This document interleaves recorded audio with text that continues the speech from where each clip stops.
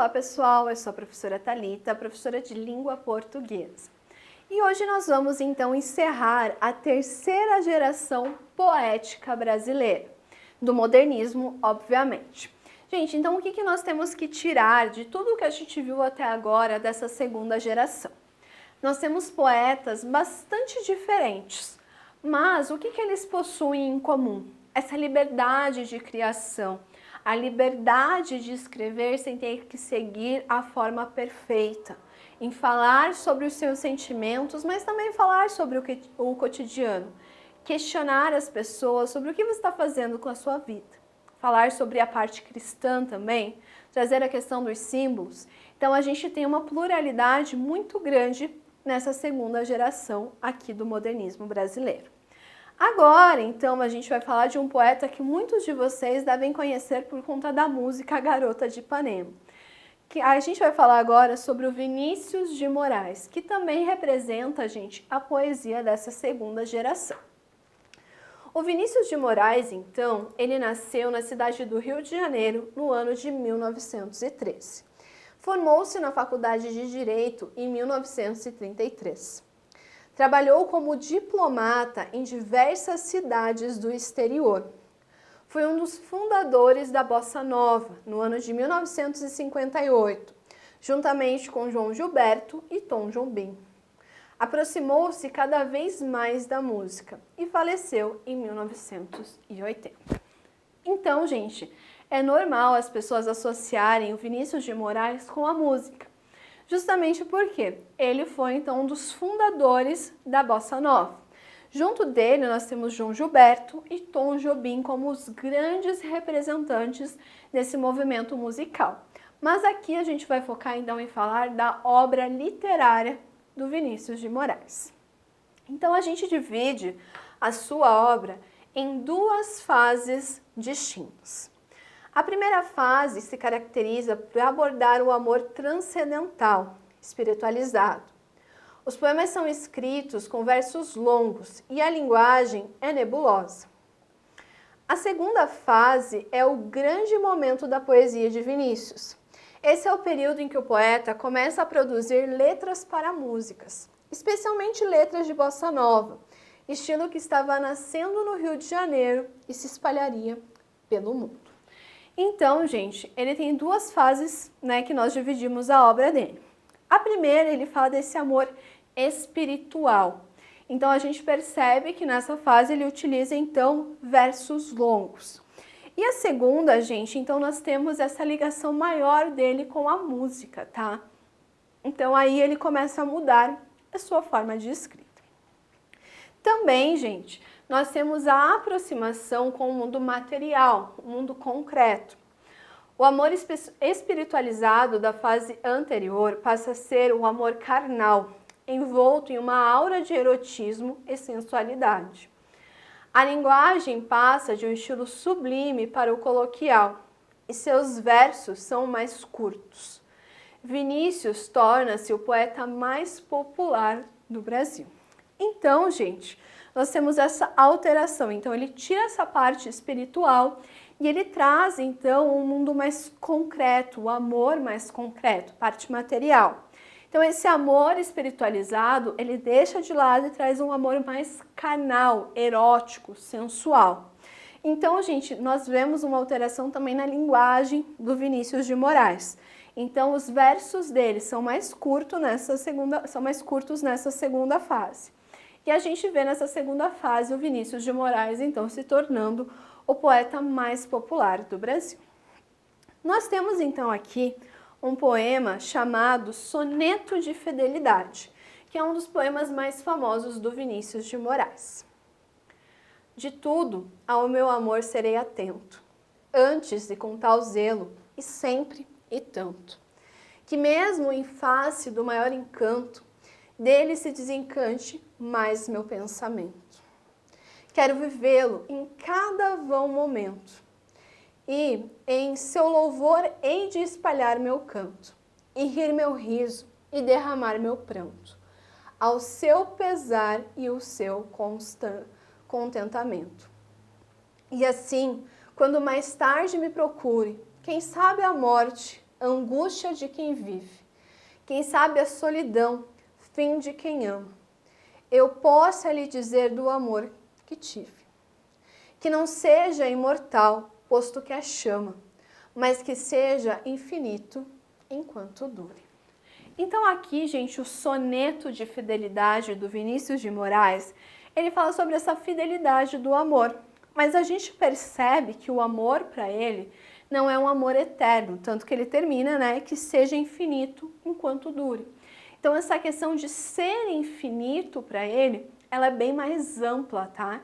Então nós estamos falando de um tempo infinito que tem fim, o que acaba sendo um pouquinho contraditório. Aí nós temos o soneto da separação. De repente, do riso fez-se o pranto, silencioso e branco como a pruma, e das bocas úmidas fez-se a espuma, e das mãos espalmadas fez-se o espanto. De repente, da calma fez-se o vento, que dos olhos desfez a última chama, e da paixão fez-se o pressentimento, e do momento imóvel fez-se o drama. De repente, não mais que de repente, fez-se de triste o que se fez amante, e de sozinho o que se fez contente. Fez-se do amigo, próximo ou distante, fez-se da vida uma aventura errante. De repente, não mais que de repente. A gente percebe aqui uma diferente abordagem, então, do Vinícius de Moraes em relação a esse sentimento. Justamente porque, gente, o soneto de fidelidade é um soneto leve, bonitinho, falando do amor e tudo mais. Aqui, então, ele está falando da separação. E qualquer tipo de separação, gente, é uma separação dolorosa. Então, as partes sofrem. Então, ele trabalha com essa transposição de algo bonito, leve, suave, para algo pesado que vai transformando, então, essa separação. Então, a gente viu aqui dois poemas dessa vertente do Vinícius de Moraes sobre o amor. Aí nós temos a vertente mais social dele. E nós temos, então, a Rosa de Hiroshima. Pensem nas crianças, mudas telepáticas. Pensem nas meninas, cegas, inexatas. Pensem nas mulheres, rotas alteradas. Pensem nas feridas, como rosas cálidas. Mas, ó, não se esqueçam da rosa, da rosa de Hiroshima. A rosa hereditária, a rosa radioativa, estúpida e inválida, a rosa como cirrose, a anti-rosa atômica, sem cor, sem perfume, sem rosa, sem nada. Aqui a gente já percebe, então, ele fazendo uma descrição do que seria essa rosa de Hiroshima. Só para vocês entenderem, gente, ele faz uma comparação da explosão da bomba atômica a como se fosse uma rosa. Justamente porque ele está sendo irônico ao falar sobre esse formato. Esse formato porque ele traz somente coisas negativas, porque foi o que de fato aconteceu. E, gente, uma vertente pouquíssimo conhecida dele, que é a totalmente social, nós temos aqui o operário em construção. Era ele que erguia as casas, onde antes só havia chão. Como um pássaro sem asas, ele subia com as casas, que lhe brotavam da mão, mas tudo desconhecia de sua grande missão. Não sabia, por exemplo, que a casa de um homem é um templo sem religião, como tampouco sabia que a casa que ele fazia, sendo a sua liberdade, era a sua escravidão. De fato, como podia um operário em construção compreender por que um tijolo valia mais do que um pão? Tijolo ele empilhava com pá, cimento e esquadria. Quanto ao pão, ele o comia. Mas fosse comer tijolo, e assim o operário ia, com suor e com cimento, erguendo uma casa ali, adiante um apartamento, além uma igreja, à frente, um quartel e uma prisão.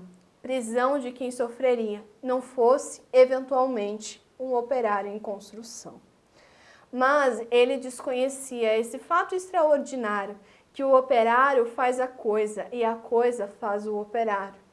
De forma que, certo dia, à mesa, ao cortar o pão, o operário foi tomado de uma súbita emoção, ao constatar assombrado que tudo naquela mesa, garrafa, prato, facão, era ele quem os fazia.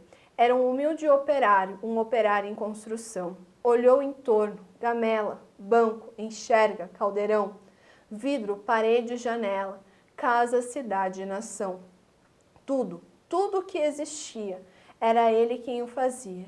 Ele, um humilde operário, um operário que sabia exercer sua profissão. Há homens de pensamento, não sabereis nunca o quanto. Aquele humilde operário soube naquele momento, naquela casa vazia, que ele mesmo levantara. Um mundo novo nascia, de que sequer suspeitava o operário emocionado.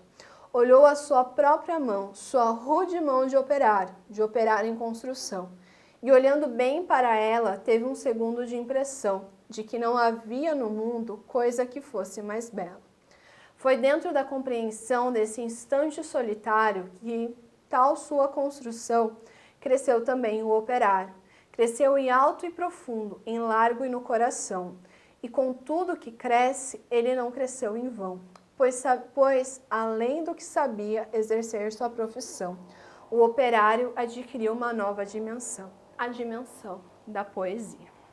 Então aqui, gente, ele está falando do operário em construção. Mas essa construção, ele está falando da construção de casa ou a construção dele como escritor?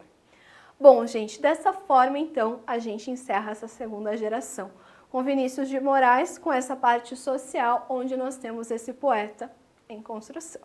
Espero ter ajudado vocês. Até a próxima aula!